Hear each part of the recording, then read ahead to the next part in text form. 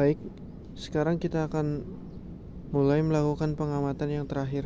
Di sini sudah kita siapkan masing-masing satu polybag dari tanaman kangkung dan bayam. Kita hanya mengambil masing-masing satu sebagai contoh spesimen untuk dilakukan pengamatan. Di pengamatan terakhir kali ini masih sama, akan kita lakukan pengamatan secara visual seperti pengamatan-pengamatan yang telah kita lakukan sebelumnya. Untuk yang pertama, saya akan melakukan pengamatan secara visual pada kangkung.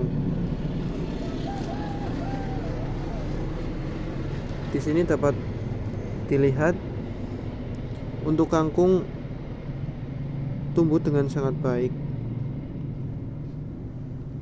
Semuanya hampir tumbuh seragam, daunnya hijau dan tidak tampak ada kekurangan-kekurangan unsur hara atau apapun.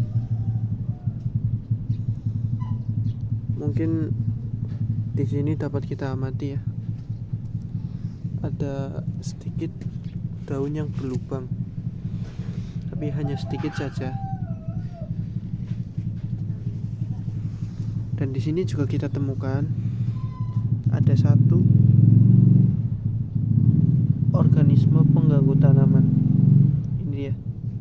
Nah, dapat dilihat cukup jelas di sini ya.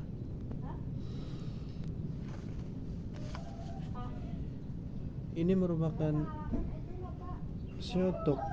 Pseudococcus viburni atau biasa disebut ulat tepung.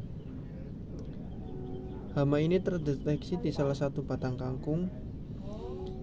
Ini merupakan OPT yang umumnya menyerang tanaman seperti anggur, tomat, apel, dan lain-lain. Distribusi OPT ini meliputi negara seperti Australia, Amerika, dan bahkan telah menyebar secara global karena aktivitas perdagangan yang dilakukan manusia. Hama ini umumnya menyebabkan kerusakan pada tanaman dengan memakan getah serta menyebarkan virus Grapevine Leaf Roll Associated virus tipe 3 atau GRLAV3.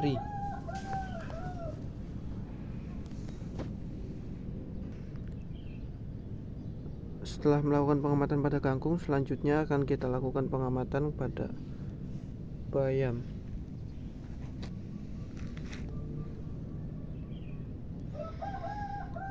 Untuk bayam yang kita tanam dapat dikatakan semuanya tumbuh kerdil, baik yang ada di polybag ini atau yang ada di polybag sebelah sana.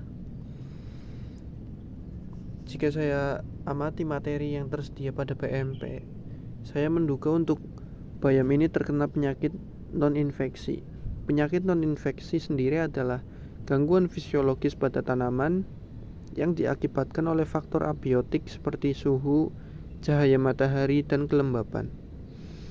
Di sini dapat dikatakan saya telah melakukan budidaya yang kurang tepat, di mana polybag yang saya gunakan untuk menanam bayam tingginya melebihi jauh di atas permukaan tanah.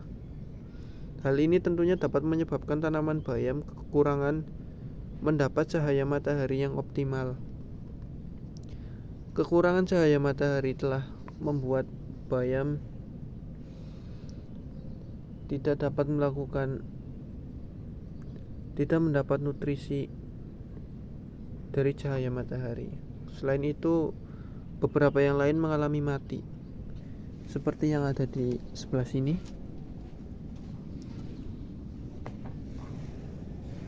Nah, ini dia.